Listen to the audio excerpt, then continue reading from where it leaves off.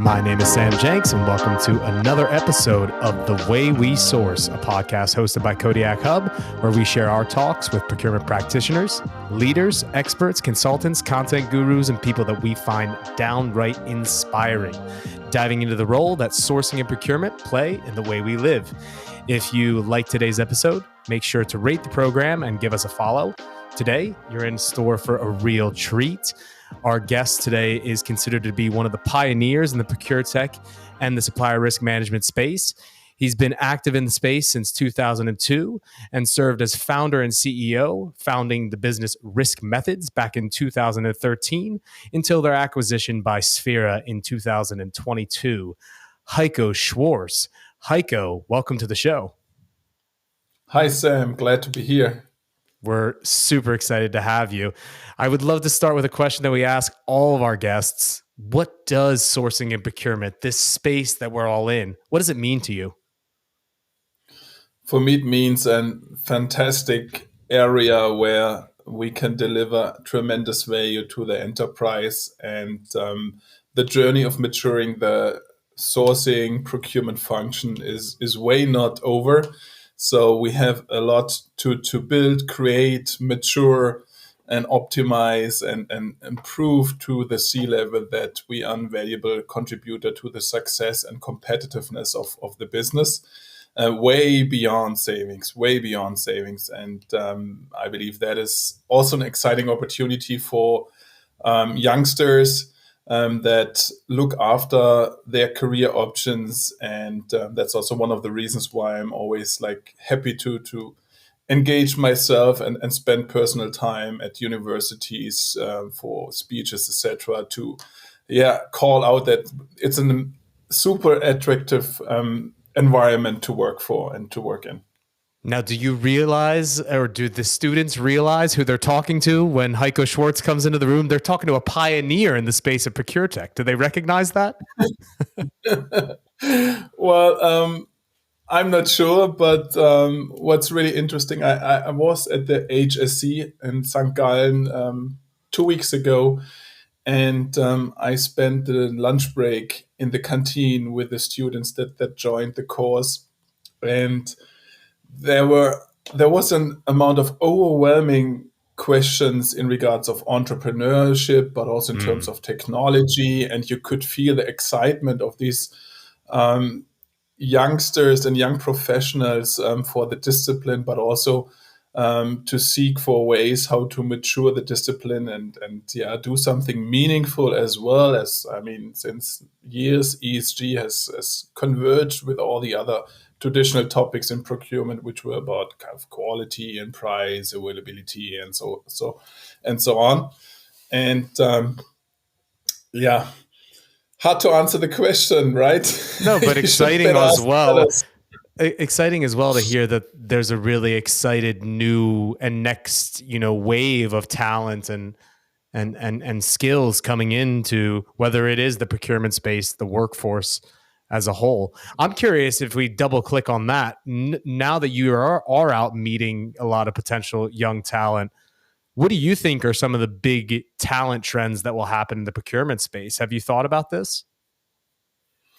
Yes, definitely. I did, because technology changes the way how the procurement processes and scope is or has traditionally been, because automation and decision support by scenario building technologies, AI technologies, etc., do invert certain areas of the traditional disciplines. Just think about the high degree of automation for sourcing procedures, like the buying process itself.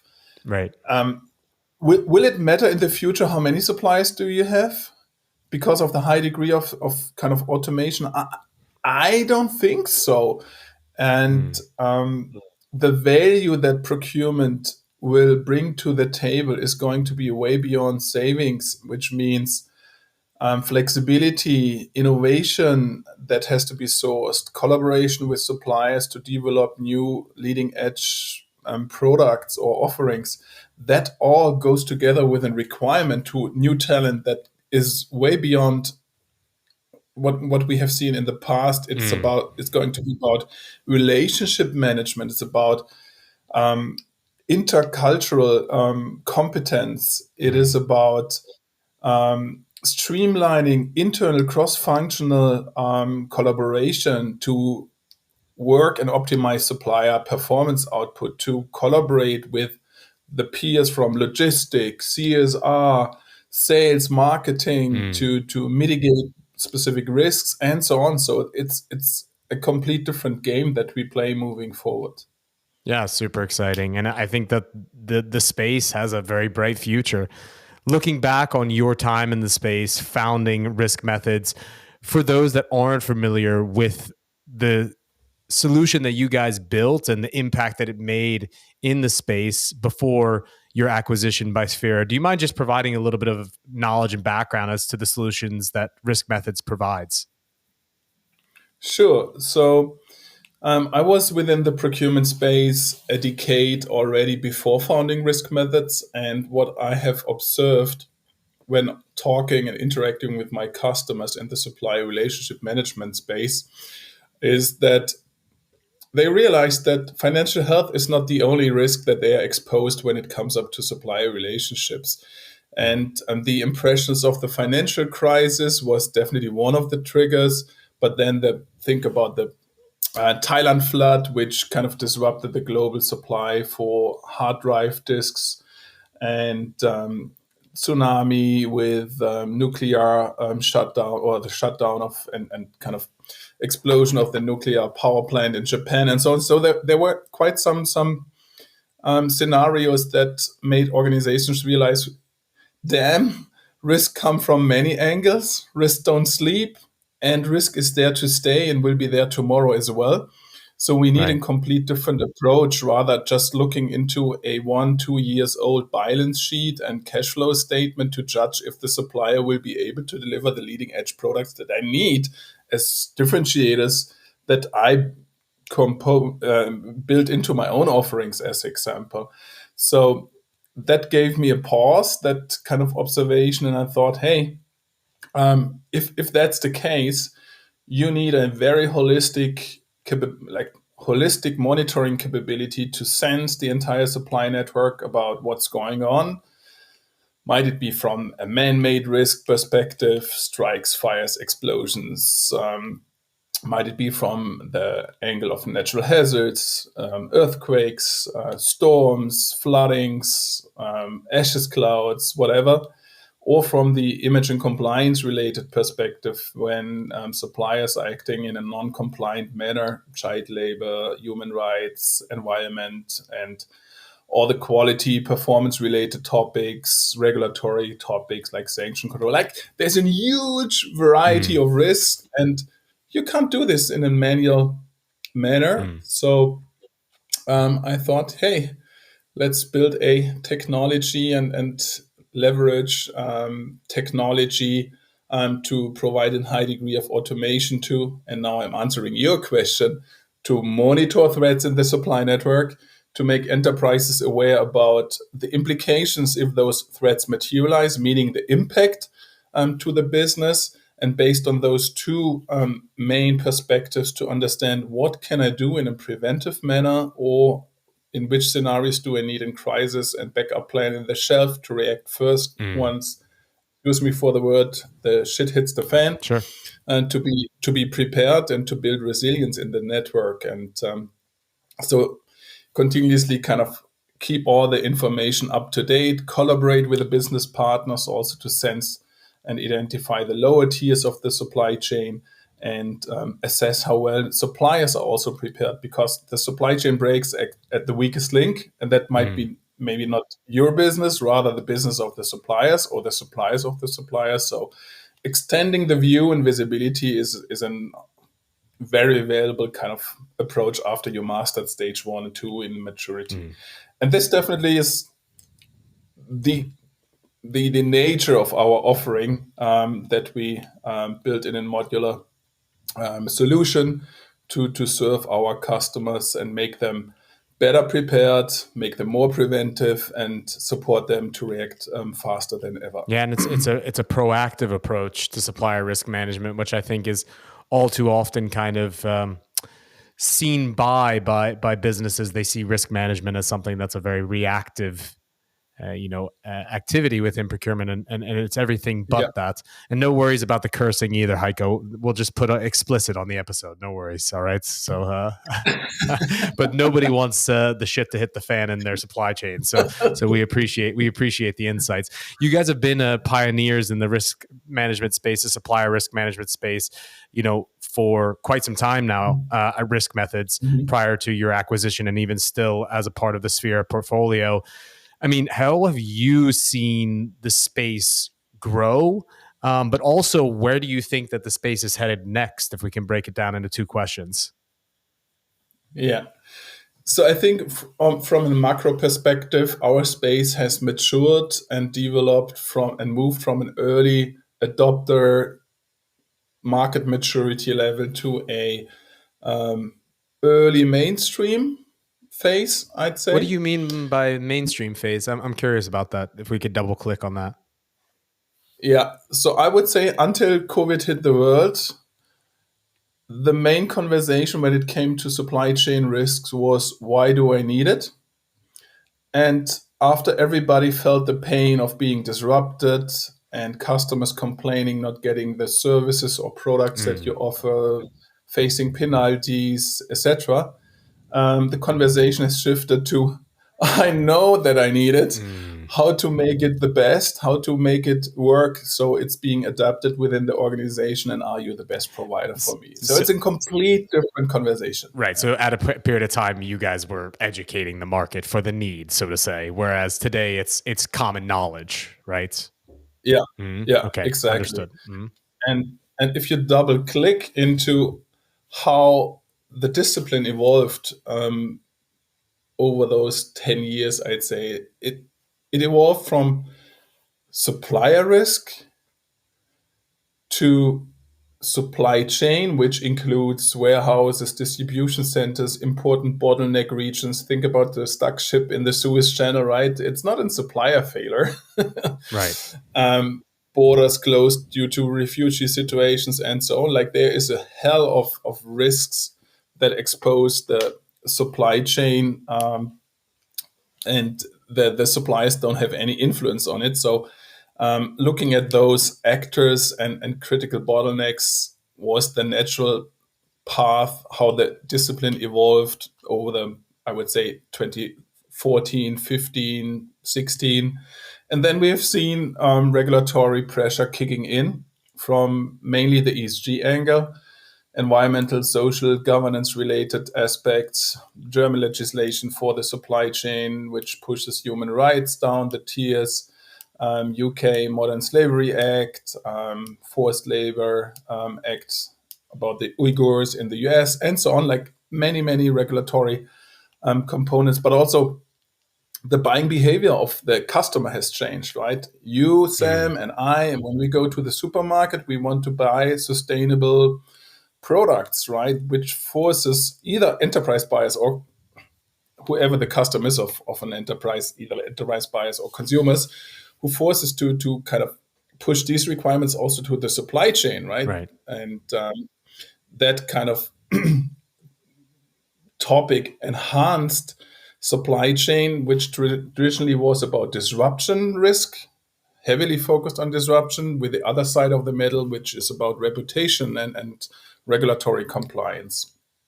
And then some more topics kind of grew into the scope of an kind of holistic risk inventory, such as cyber, which was more or less not present like 10, 12 years ago. Sure, and it is absolutely blowing up, right? I mean, it's some of the fastest growing tech categories there is.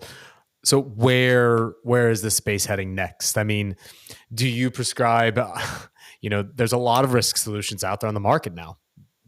Facts. Yeah. There's also a lot of those risk solutions that are applying cutting edge technologies, AI, generative AI. What is your take on things? I mean, where do you think that this space is heading next? So I believe that technology will take over more and more of the, let's say, process that delivers information up to making the decision. And technology, and I've seen some examples just recently at DPW, which I believe is super exciting, where technology and LLM models, AI, so to say, make suggestions for multiple decision scenarios for the buyer or category manager or head of procurement, whoever is in charge of a respective topic. And I think this is exactly the way how this discipline and also supply chain risk management will be heading to. So we will become decision support providers, which provide all necessary information. But in addition to what is traditionally the way how to do software today, there will be concrete decision scenarios suggested as options to the human. And I don't believe that, at least on a tactical and strategic level, technology will take over the decision making. No. I can believe technology can make this without any doubt on an operational level when executing very operational kind of processes, orders as example.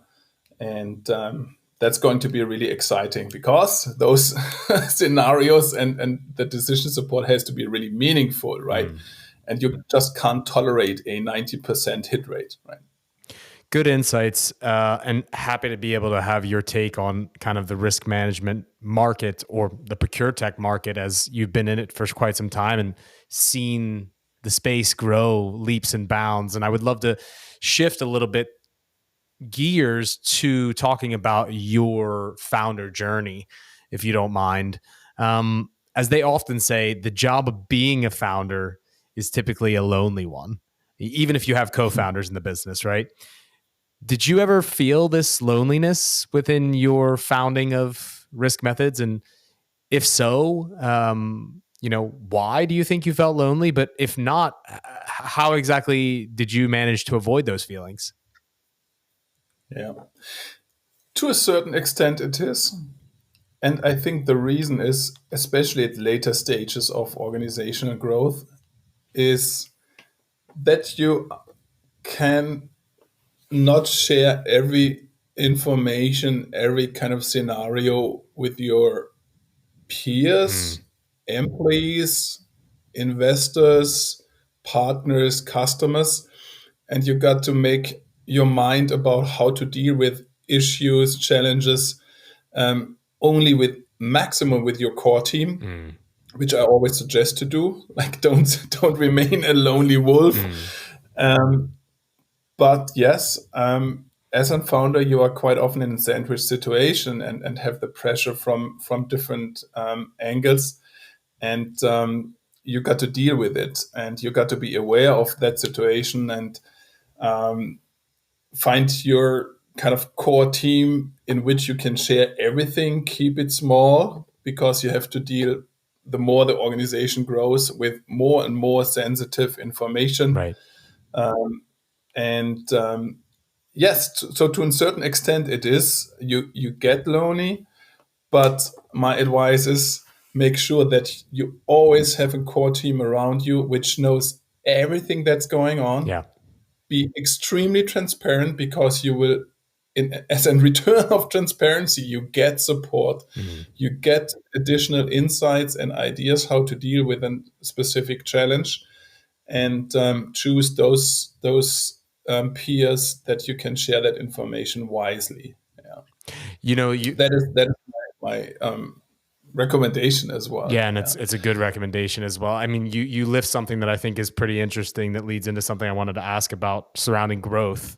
So, I mean, growth is a unique journey to every single business, right? The growth in my business might look very different than the growth that happened at Risk Methods. But one thing that I hear a lot, and I think we've spoken about also offline, is that the stages of growth can really change a business. And one of those aspects is also kind of the role of a founder, the role of a CEO in a growing business. And your business scaled, right? You took that journey, 1 to 50 employees, 50 to 100, 100 plus.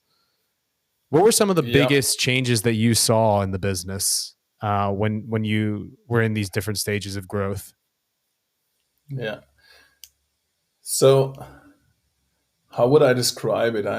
I think once you build and grow the business from 1 to 20, 30, 40-ish employees, everybody's a rock star. Everybody knows everything. Everybody can do everything, right? Yeah. It's just an amazing kind of super fun journey. Once you cross, I would say, the 50 threshold, maybe for some organizations a little bit earlier or later, doesn't matter so much, then you realize that you need more specified roles, you need to define responsibility areas, decision power within the respective area, and so on, to make the organization work more seamlessly and avoid conflicts and overlaps of responsibilities. And that becomes even more kind of important once you cross 100 employees. So the organizations become more specialized, you split up roles. There is not anymore the BDR, there is the outbound BDR, there's the inbound BDR. Right. There is the salesperson who's the hunter profile. Then there's the account manager that takes care of the existing customers. Then there will be a renewal team. There will be customer success. Then you split up customer success role into the implementation specialist, into the customer success guy who continues to develop the customer, and so on, right? And it's in constant change, and you got to communicate a lot about why it's important, why it matters for the customer, put the customer in the center, but also don't forget the employee. And the hardest thing about this journey for me was, I mean, we have been in the great position that our business grew nicely every year over year, for more over than a decade. The tough thing is, once this, I would say, the stage of an organization changes and you grow quickly, some of your friends, some of your high value employees and team members do not grow accordingly fast.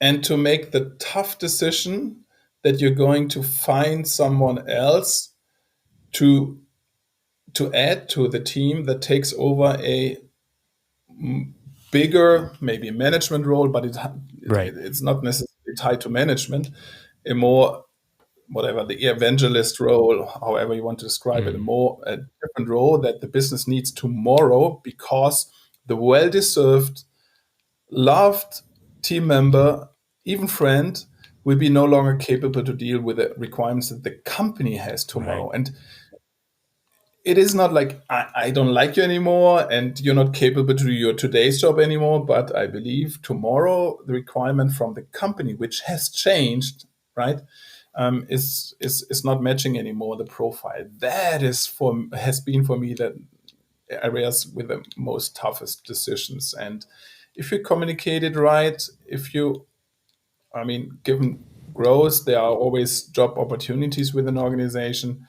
Hopefully you can remain and keep those employees, even though you sometimes hire a manager for them, which brings in more capabilities, skills, and they see it as an opportunity to mature and learn and grow as well in their career. Yeah. It's super. First and foremost, thank you for sharing. Obviously, I mean, this is the insights of a journey that I think a lot of people are inspired by. But it's obvious that it's not an easy one either, right? A lot of tough decisions have to be made along the way. And I think that one of the things about, being a part of a growth venture, and one of the things that I love so much is that, you hit roadblocks and you find ways towards solutions, towards success, right? Continuously. And as an entrepreneur, you need to be ready to, take tough decisions, but you also need to be ready to win and lose fast, right? As they say, though, when a loss becomes a learning, it's either winning or learning, right? Not winning and losing. Okay. Yeah. So what are some of your greatest learnings? Maybe if you could just pull out like a big learning that you had during your time when you were at Risk Methods, prior to the acquisition, and maybe even, post acquisition in Sphere as well. What was one of your greatest learnings as an entrepreneur?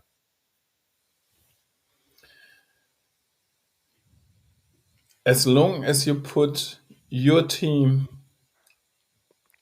and your customer into the center of how you steer and decide, commercial success will follow. Maybe not the next day, not the next month, sometimes not even the next quarter, but on midterm, it's a logical consequence. Yeah, if you are doing something meaningful, right? I mean, I'm curious there because it's a great tip, right? Keep your team, your core team, and your customer in focus. Is there ways that you guys worked with this to ensure that the customer is in focus? Was there ways that you Mhm.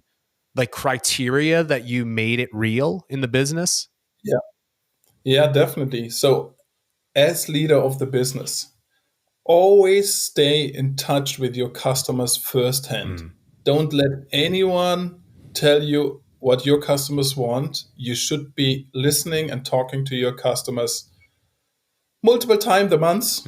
For sure, it's very variable and it's not scalable if you are the only one that picks up customer information, Right. right? You need your product managers to be the ones that listen and hold the hands of your customers, your sales, your customer success team, etc. But you be and stay connected to the market.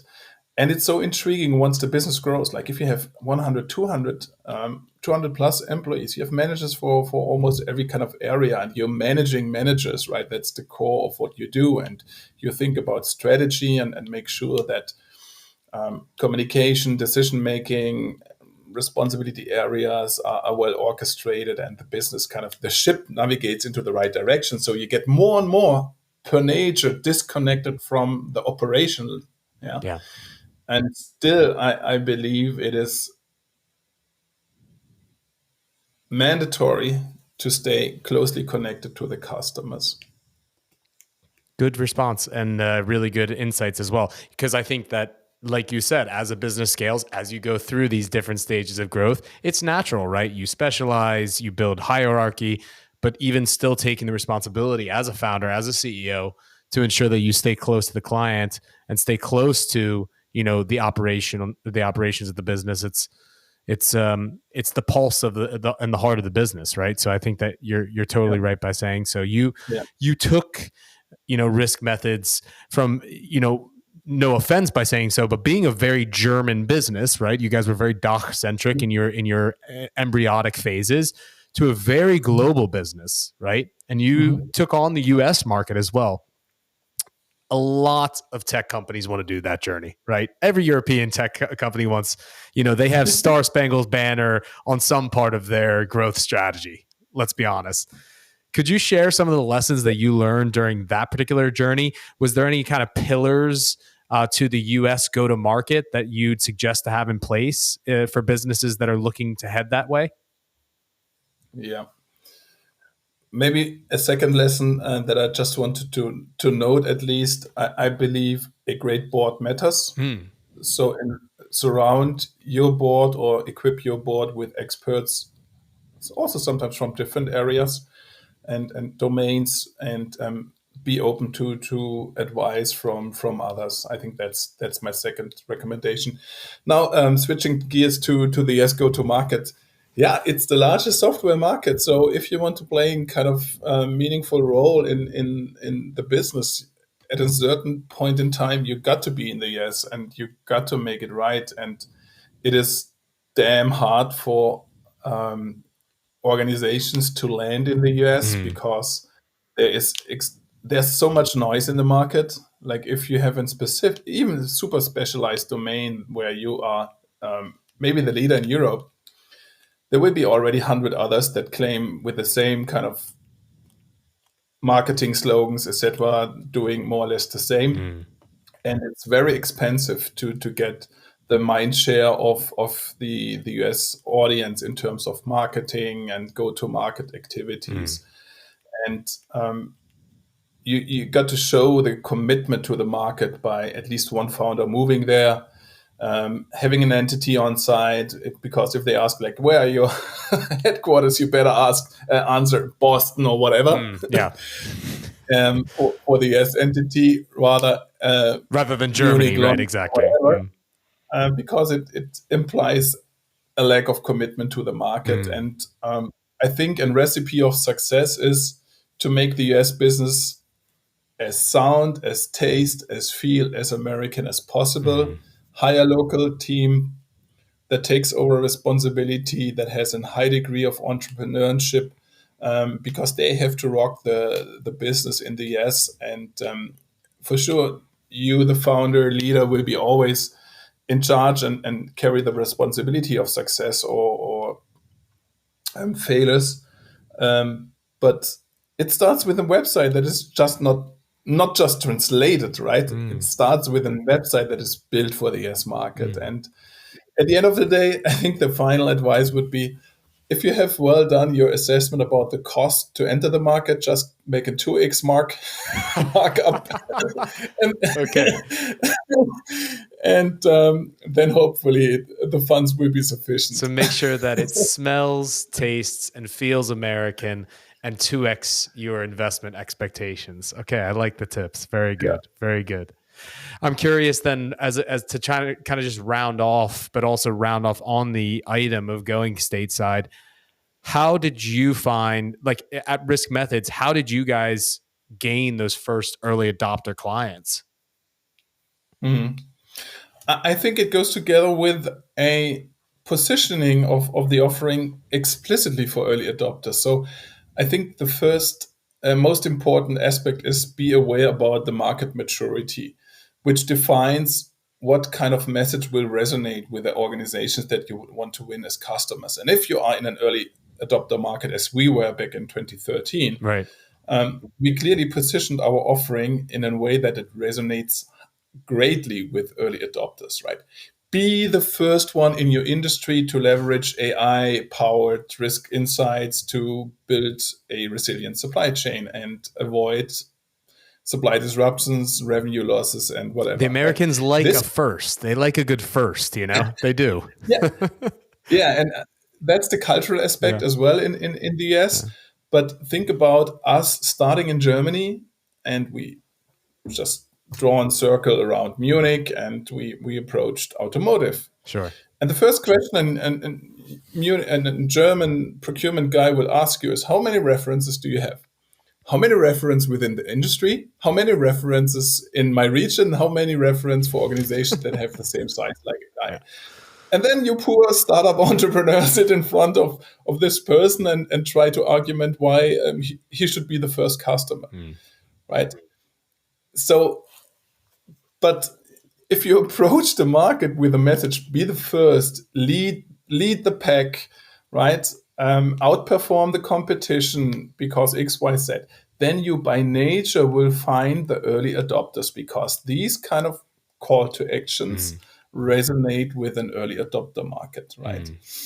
And I think this is a big part of the recipe for success. And then it's just hard work, right? You got to approach many organizations, call them, email them, meet them on trade fairs, and do whatever to attract their attention and find out where, if they have reasonable pain points that are compelling enough to change the status quo.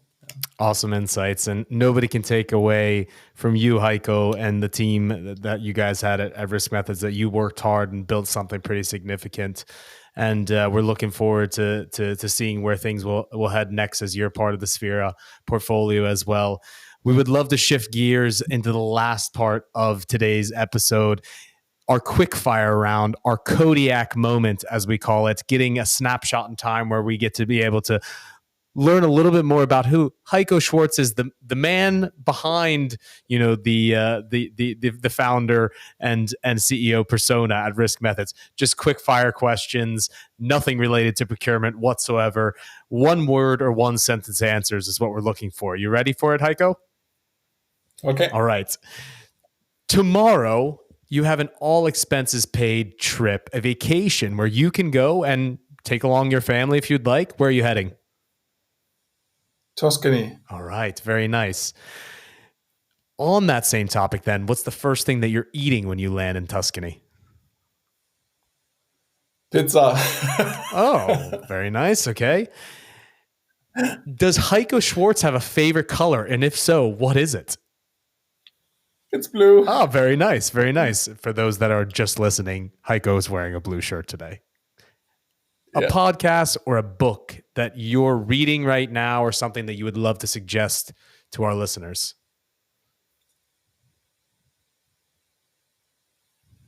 Your podcast for sure. Well, that's very kind of you. If you had to choose another podcast or book. Yeah. I love the book, The Hard Thing About Hard Things. Okay. Do you mind telling why? Also, because it is about entrepreneurial situations which are not taught at the university or can be found in the Harvard business case kind of playbooks, kind of publications, rather the really difficult scenarios where you just have to choose between bad and very bad, more or less. Okay. And I think this is closer to reality, like than many other publications. And it is written with a little bit the typical kind of US, hey, and I made it everything right, and it was so amazing, finally, etc. kind of style. But there are really good thoughts and situations that you can pick and learn a bit. Yeah. The journey of an entrepreneur is a tough one, and it's an awesome one to hear about. So good recommendation for sure. Thank you so much for taking the time to be on today's episode. If people want to reach out or learn more about what you're doing, how can they get in touch? Yeah, go to my LinkedIn profile, send me a message, and I'm happy to reply and start the conversation. Fantastic. I think that's the most easiest. Yeah. Fantastic. Well, we're happy that you took the time to have a conversation with us today, Heiko. Thank you so much for your time. Likewise, appreciate Take care.